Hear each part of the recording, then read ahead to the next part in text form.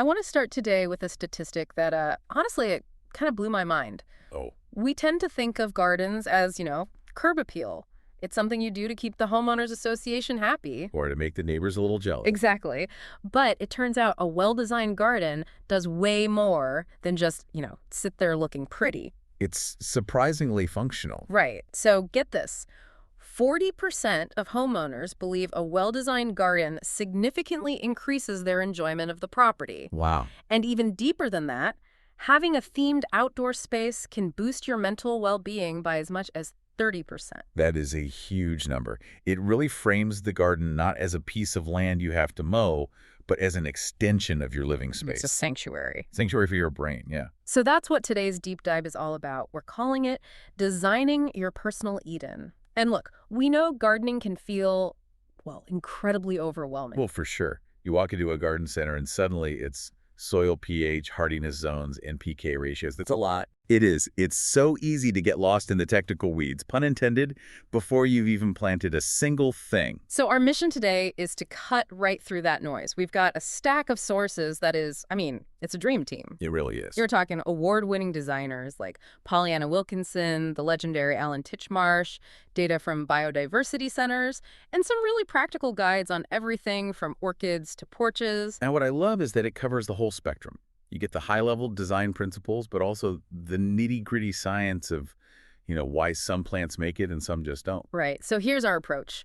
We're going to start with the foundations, the planning, the zones. I know, it sounds boring. The boring but necessary part. Exactly. But trust me, it's the secret sauce. Then we'll get into the dreamy stuff orchid sanctuaries, English meadows. The fun part. And finally, we'll hit you with some science facts that are just genuinely wild. Sounds like a plan. Okay, let's dig in. Segment 1, the reality check. The biggest mistake people make, according to pretty much all our sources, it's the very first thing they do. They go shopping. They go shopping. They buy the pretty plant. They do. It's that magpie effect. You see something shiny and blooming, you buy it, run home, and 3 weeks later it's, It's a sad brown twig. Exactly. Yeah. So the advice is very clear. Stop buying plants. Put the wallet away. The first step is not planting. It's measuring. It's measuring. And there's a really clever tip here from Pollyanna Wilkinson about how to actually see your garden. Because when you're standing in it, you don't really see it, do you? No, your perspective is totally skewed. You see the shed, you see the fence, maybe the neighbor's trampoline. So what does she suggest? Use Google Earth. That feels so high-tech for gardening. It does, but it's brilliant. Look at your garden from above. From a satellite's point of view, you might think you have a square, but you'll see it's actually a trapezoid, or that the big oak tree is shading way more space than you thought. It gives you the true geometry. The true geometry you're working with, yes. That is a great hack. And speaking of hacks, there's another one for urban gardens that feels a little counterintuitive. It's about fences. The dart fence hack. Yeah. Yes. This is fascinating. Your instinct for a small garden is to paint everything white. Right. Bright colors make a space feel bigger, like a small room. Exactly. But outdoors, a white fence just stops your eye. It's a hard border. It screams, the garden ends here. So what's the trick? Go dark. Paint the fences charcoal or even black. Which sounds like it would make it feel like a coffin. You'd think so. Yeah. But dark colors recede visually. The fence just kind of disappears into the shadows, and the green of your plants just pops. It makes the space feel bigger, more infinite. Okay, that is a pro tip. So we've looked at the shape, the boundaries. Now for that right plant, right place rule. Which brings us to the USDA hardiness zones, that little map on the back of the seed packet. Oh. It's all based on average low winter temperatures. Zone 2 is like North Dakota, minus 50 degrees. A deep freeze. A very deep freeze, all the way to Zone 11, the Florida Keys, where it basically never freezes. So, seems easy enough. I find my zone, I buy the plant, but it's not that simple, is it? No, you can't just trust the map blindly. It's a macro tool. It doesn't account for your specific yard. You mean like a hill or a valley? Precisely. Cold air is heavy. It sinks and pools in valleys.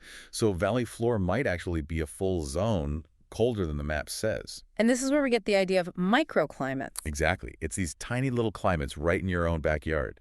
A south-facing brick wall is the classic example. It soaks up sun all day. And then radiates it back out at night, like a storage heater. Yes. So right against that wall, it might be 10 degrees warmer. You could grow a fig tree there that would die just 10 feet away. Your house is gardening for you. What about the opposite, though? What about wind? Wind is the silent killer. It can be worse than cold.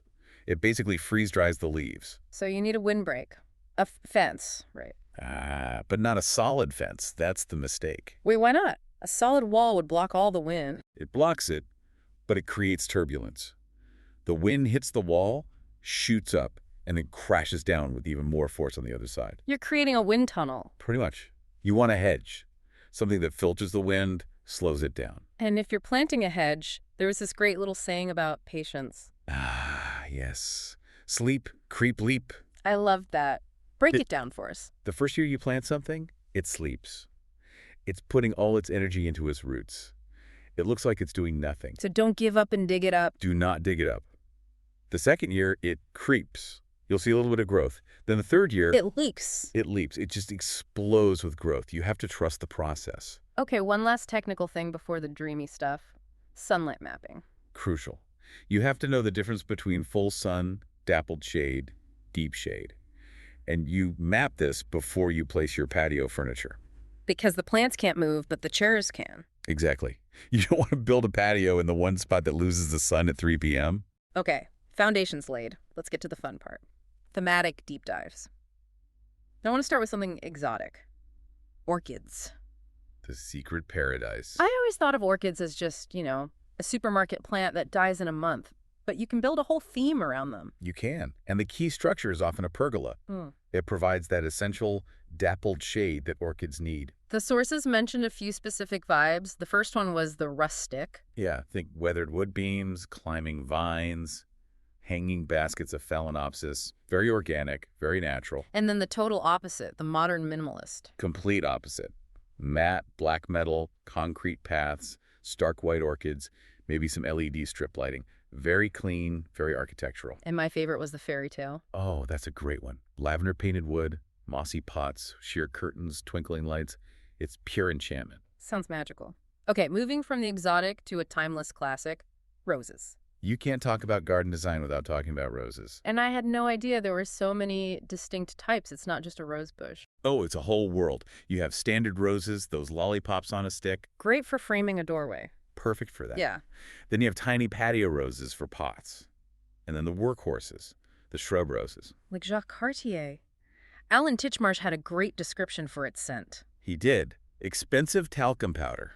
It's so specific I can smell it now, but the distinction that really confused me was climbers versus ramblers. A very common point of confusion. I thought they were the same thing. So climbers are a bit more restrained. You train them up a wall, and crucially, they repeat flower all season. Okay, so a steady show. A steady show. Ramblers, on the other hand, are absolute beasts. They'll cover a whole shed. But they only flower once. So it's a trade-off. It's a huge trade-off. With a rambler, you get 1 month of an unbelievable, spectacular wall of color, and then it's just green. Good to know. And a great design tip in there was not to plant roses all by themselves in a bed of mulch. Right, the lollipops in a desert look. Nobody wants that. No. You underplant them with perennials or wildflowers. It hides their thorny legs, and it helps wildlife. Which is a perfect segue. Let's talk about the wild. The biodiversity meadow. This is a huge trend.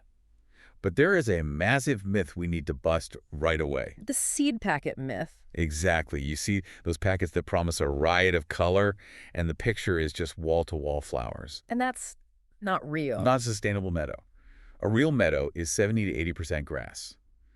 If you just throw down those annual flower seeds, they bloom once, they die, and then the weeds move in. So how do you make a real meadow work? You need the key player. A plant called yellow rattle. The haymaker. That's the one. It's semi-parasitic. Parasitic. That sounds bad. In this case, it's the hero. It latches its roots onto the big, thuggish grasses and steals their nutrients. It weakens the bully. It weakens the bully. And that opens up space for the delicate wildflowers to actually get a foothold. It's nature's own balancing act.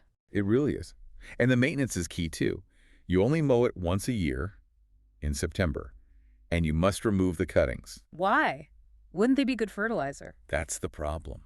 Wildflowers love poor soil. If you let the cuttings rot down, you enrich the soil, and the aggressive grasses and nettles just take over again. So you have to starve the soil to save the flowers. Starve the soil to save the flowers. It's completely counterintuitive, but it works. Now, what if you don't have acres for a meadow? What if you just have a porch? You can still go lush. The key is thinking vertically. Ah, like the fern curtain. Yes. hanging Boston ferns from the ceiling of the porch. It creates privacy, it cools the air, it just gives you that forest vibe. We're using tiered stands for orchids. Exactly. Don't just put one pot on the floor. Go up. Create a waterfall of blooms in a corner, add some solar lanterns. A tiny porch can feel like a whole other room. Okay, we've planned, designed, planted. Now for the really wild stuff. The science. The aha moment. The evolutionary battlefield. Let's go back to orchids. There's an amazing story about Charles Darwin. Oh, the Star of Bethlehem orchid. It's a classic. Darwin found this orchid in Madagascar, and it had a nectar spur, this long tube with nectar at the bottom that was 43 centimeters long. That's almost a foot and a half. It's huge. And no one knew what pollinated it. No known insect had a tongue that long. But Darwin made a prediction. Based purely on evolutionary theory, he said there must be a moth out there with a proboscis that long. People thought he was crazy. Yeah. 21 years after he died, they found it.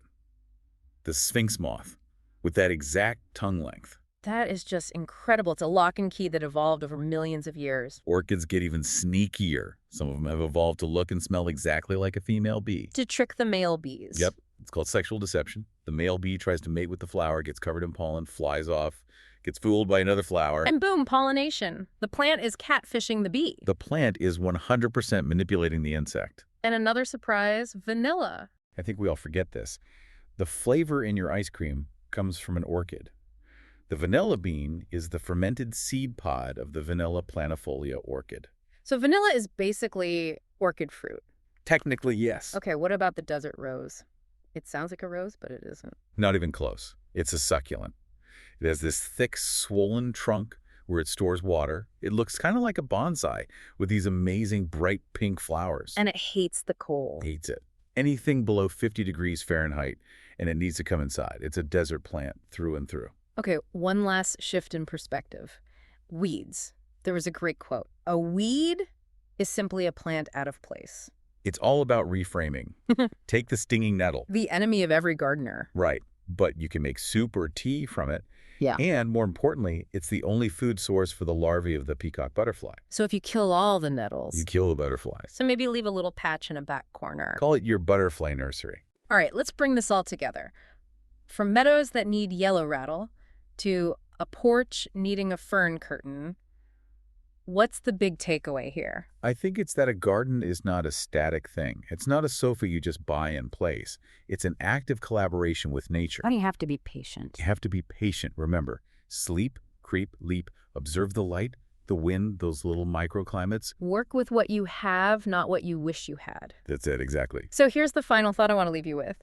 We talked about those orchids, how they evolved these incredibly specific shapes just to trick a bee into mating with them or to match a moth's tongue down to the centimeter. The precision is just staggering. Right. So if plants can evolve to perfectly manipulate insects to do their bidding, think about yourself out there in the garden. You're sweating, you're carrying water, you're spending money on fertilizer, building shelters for them. Uh-oh. I see where this is going. You have to ask yourself, who is really in charge here? Are you the master of the garden? Or have the plants just domesticated you to be their servant? That's a very humbling thought to end on. I'll be thinking about that next time I'm weeding. Something to mull over this weekend. Thanks for diving deep with us. Happy gardening.